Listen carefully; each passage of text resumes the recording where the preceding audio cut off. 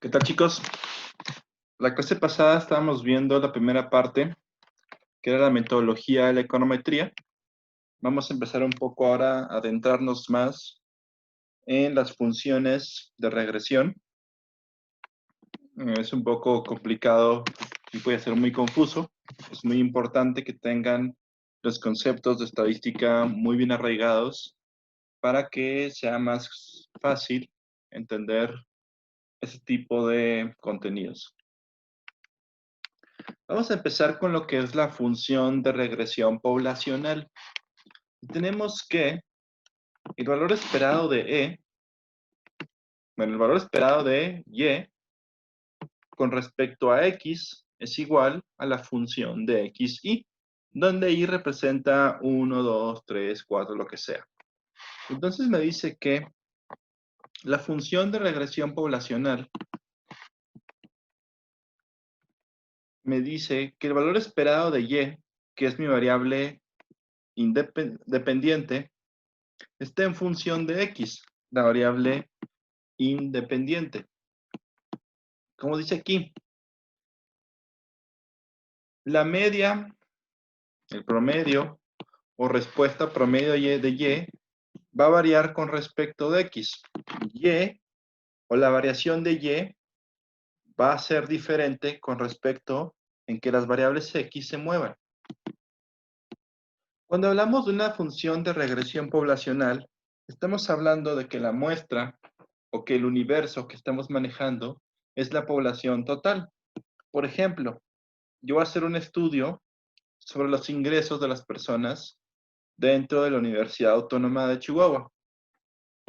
Dicho estudio, entonces, lo que me dice es que voy a utilizar a todas y cada una de las personas que se encuentran en la UACH, porque es toda la población. Las funciones de regresión poblacional suelen ser muy acertadas, o sea, los pronósticos que pueda sacar de ahí, pues son, digamos, totalmente idóneos. Pero el problema es que es muy complicado poder tener a todo el universo de una parte, o sea, todo el universo de la Huacha, todas las personas. Imagínense que van a hacer un estudio para la ciudad de Chihuahua. Tendrían que obtener datos de cada una de las personas que viven en la ciudad, lo cual es prácticamente imposible y de ser posible es muy costoso. Entonces, normalmente la función de regresión poblacional, ya en la manera empírica, pues no nos es muy útil porque es imposible conseguirla.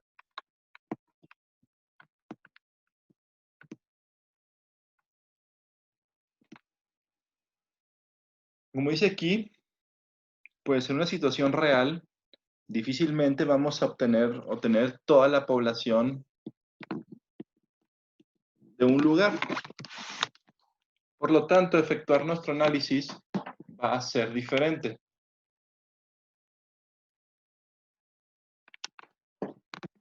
Tenemos entonces que el valor esperado de Y o de Y en función de las X va a ser igual a beta, que es este símbolo de aquí, a beta 1 más beta 2 por X, donde beta 1 y beta 2, en todo caso beta 3, beta 4, beta 5, son parámetros que no conocemos, pero que son fijos. Y a estos se le denomina como coeficientes de regresión. En un modelo de regresión poblacional lineal.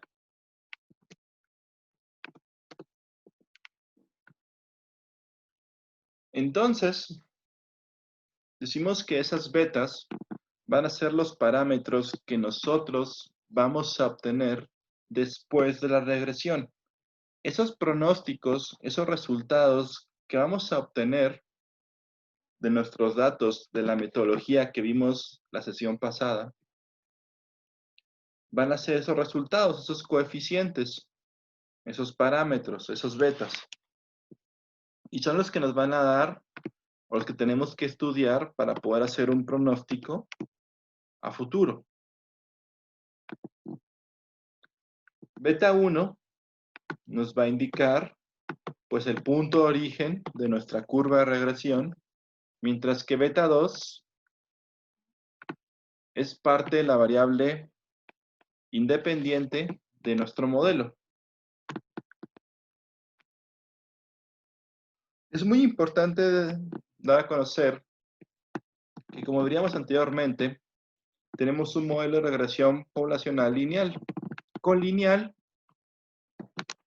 tenemos dos tipos de ser lineales: lineal en las variables y lineal en los parámetros.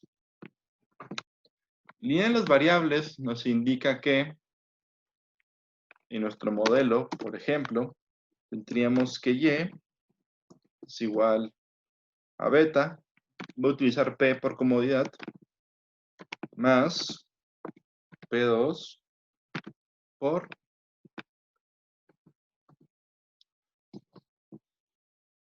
x1. O sea, aquí me dice que tanto los parámetros beta que tenemos, se fija, son lineales. Con lineales lo referimos a que esos parámetros no están al cuadrado, no están al cubo, no están a la exponencial. Están elevados a la 1. Y x1 también se encuentra elevado a la 1. No está al cuadrado y no está al cubo y no está a ningún tipo exponencial ni nada. Entonces, eso es que sea lineal en parámetros y lineal en variables. Ojo, como vamos a ver más adelante, los modelos econométricos puede que no sean lineal en variables, que tengamos una x elevada al cuadrado, una x exponencial, y eso no nos trae ningún problema. De hecho, muchas veces nos puede ayudar a resolver ciertas situaciones. El problema está entonces cuando no es lineal en parámetros. Nuestro modelo econométrico, tal y como lo conocemos, según la metodología que utilizamos para resolverlo, no nos permite que estos parámetros, estas betas, estén elevadas al cuadrado, al cubo o a lo que sea. Entonces, únicamente las x pueden estar elevadas a algún exponente, pero las betas no.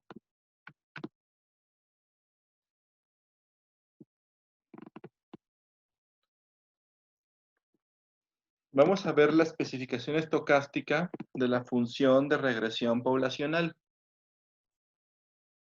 Un ejemplo que hicimos anteriormente, pues tenemos a los ingresos de las familias. Muchas familias ganan en diferentes cantidades, pero de estas diferentes cantidades tenemos un promedio condicional del ingreso. Entonces, decimos que, o tratamos de responder la pregunta de que, ¿cómo se puede decir que hay una relación entre el consumo de una familia y un nivel determinado de ingresos? Esto lo podemos saber a través de nuestro parámetro beta, que va acompañado de la variable x del consumo. O sea que en nuestra regresión vamos a obtener un beta, y dicho beta nos va a dar cuál es la relación que hay entre el consumo y el ingreso de las personas.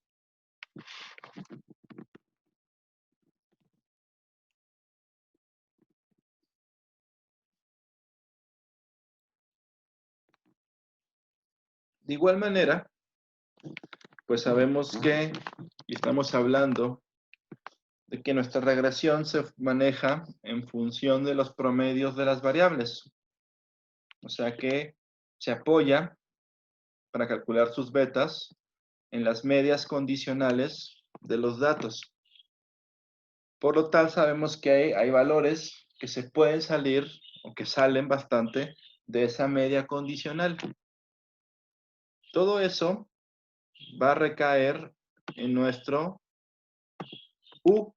Nuestro U es el error.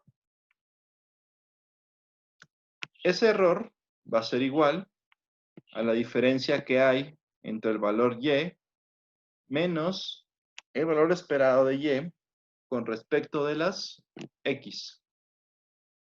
Entonces, decimos que nuestro valor U va a ser el error.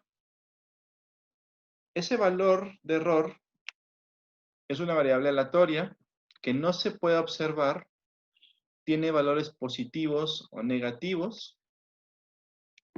Esa U se conoce como perturbación estocástica o término de error estocástico.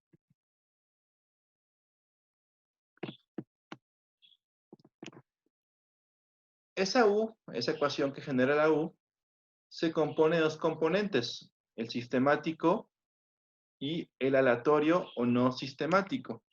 Con el sistemático nos referimos a que son valores que tienen una cierta característica o un cierto comportamiento igual.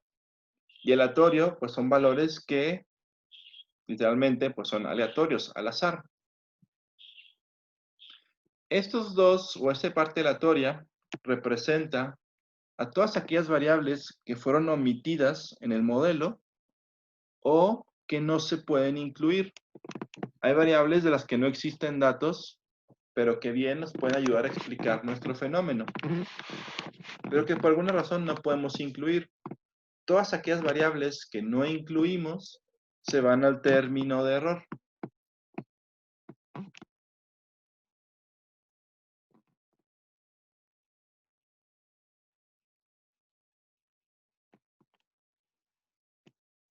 ¿Qué tan importante, entonces, es nuestro término de error? Si decimos que el error representa a todas aquellas variables que no explican a Y, entonces, ¿por qué no las incluimos? Hay algunas razones, que son 7, para ser exactos, que nos indican por qué no se incluyó una variable y por qué esta está en el término de error. La primera es la vaguedad de la teoría. La misma teoría, con frecuencia, omite cosas. Por ejemplo, tenemos la ley de la demanda, o la ley de la oferta y la demanda. La ley de la demanda me dice que a medida que sube el precio, la cantidad demandada disminuye. Y ya, es toda la teoría. Yo voy a examinar la situación para el estado de Chihuahua acerca de la oferta o demanda, como sea, de cierto producto. Vamos a suponer las manzanas. Yo voy a guiarme en base a la ley de la demanda y digo, voy a tratar de explicar por qué se demanda mucho o por qué se demandan poco las manzanas en función de su precio. Esa teoría pues es muy vaga, porque el consumo de manzanas puede ser explicado por más razones aparte de por el precio. A lo mejor por temporada, a lo mejor por gustos, a lo mejor por muchas cosas. Pero como estoy siguiendo yo una teoría, no incluyo más que el precio.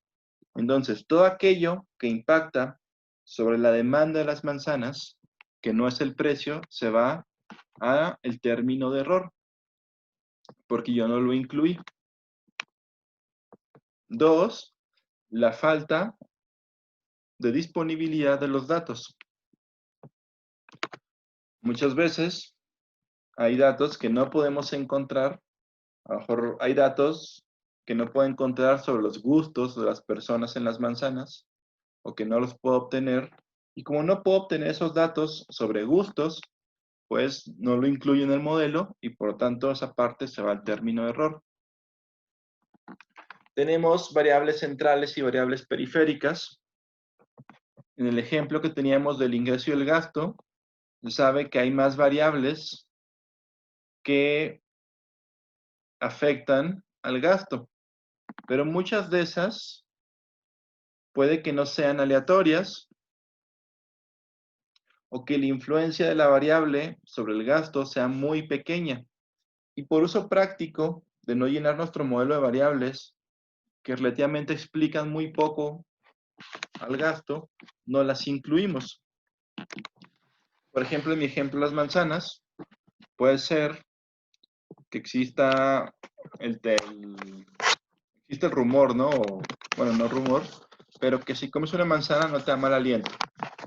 Entonces, en nuestro modelo podemos incluir que las manzanas se demandan más porque éstas generan un buen aliento bucal. Pero resulta que esa variable pues no explica o explica muy poco a la demanda de manzanas. Y por lo tanto, para ser más práctico, no le incluyo. Entonces, esa parte se va al término de error. 4. La aleatoriedad intrínseca en el comportamiento humano, que es esto, nos indica que hay variables que son totalmente aleatorias, que no se pueden medir, que es imposible medirlas. Todas esas variables, pues, o no existen, o si las ponemos en el modelo, no nos van a servir de nada porque son totalmente aleatorias. 5. Variables representantes inadecuadas o variables proxy. Una variable proxy es una variable que es parecida a la que queremos usar. Por ejemplo, yo quiero medir algo sobre la tasa de desempleo, pero resulta que por alguna razón yo no encuentro los datos de la tasa de desempleo. Entonces, tengo que usar una variable proxy a la tasa de desempleo. A mí se me ocurre.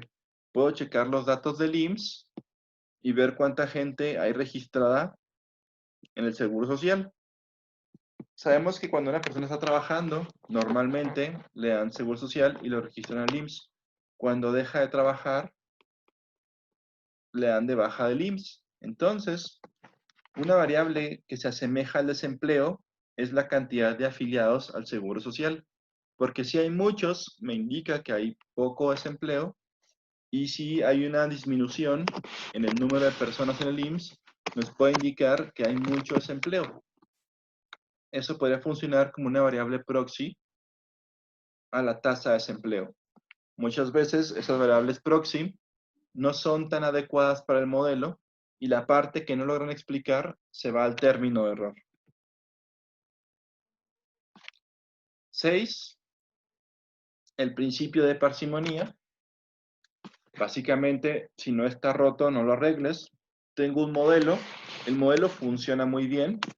¿Le puedo agregar otras variables? Sí, sí puedo. Pero si el modelo ya funciona bien, es adecuado, cumple con todas las pruebas, entonces no necesitamos agregarle nada más, mejor así lo dejamos. Eso extra que se vaya al término de error. 7. Y último, la forma funcional incorrecta. Con frecuencia tenemos modelos que creemos que son lineales, pero que no lo son. Entonces, ahí la forma funcional del modelo es incorrecta. Voy a ponerles un ejemplo. Imagínense que estamos midiendo el ingreso de las personas. Sabemos que una persona que tiene 20 años no gana mucho dinero, pero si tienes 35, ya tienes mucha experiencia y ganas más dinero. Entonces, si yo pongo un modelo en el que quiero medir mi ingreso en función de la edad, pues me va a decir que a medida que tenga más edad, voy a tener más ingreso. ¿Esto es cierto? Sí, pero a medias. ¿Por qué? Porque también va a llegar un punto en que la edad va a ser muy grande, digamos, ya estamos viejitos, y ahí el ingreso no va a seguir creciendo. Al contrario, nuestro ingreso puede ir decreciendo. Entonces, la forma funcional no es correcta. La mejor forma sería entonces poner la variable de edad al cuadrado. Con esta variable de edad al cuadrado, podríamos capturar de mejor forma la funcionalidad de nuestro modelo. Sabemos que una función cuadrática, vamos a ponerla en imágenes, Una función cuadrática se comporta como una u o como una n, ¿no? Depende si es un máximo o un mínimo. En este caso, en la edad, se va a comportar como una función de un máximo. La edad tiene un punto en el que a cierta edad ya podemos ganar el máximo, pero a partir de ahí nuestro salario va a ir decreciendo. Entonces, para esos casos, la forma funcional correcta del modelo es especificarlo como una función cuadrática. Si lo ponemos como lineal, toda esa parte que no explica se va al error. Bueno, vamos a dejar por el día de hoy este video. Les voy a encargar de tarea que se va a subir a la fecha que ponga este video. Se sube el video y se pone una fecha de entrega. Les voy a encargar, por favor, que empiecen a leer el libro que les puse ahí, les puse en un comentario cuáles pueden leer. Si no tomo entonces lo escribo en la tarea. Ya me supongo que todo lo tienen. Van a leer el capítulo número 2 y van a hacer un pequeño resumen de ese capítulo. Para que a la vez que van viendo estos videos, vayan leyendo y van pudiendo aprender un poco mejor. Entonces, por el momento es todo. Nos vemos mañana.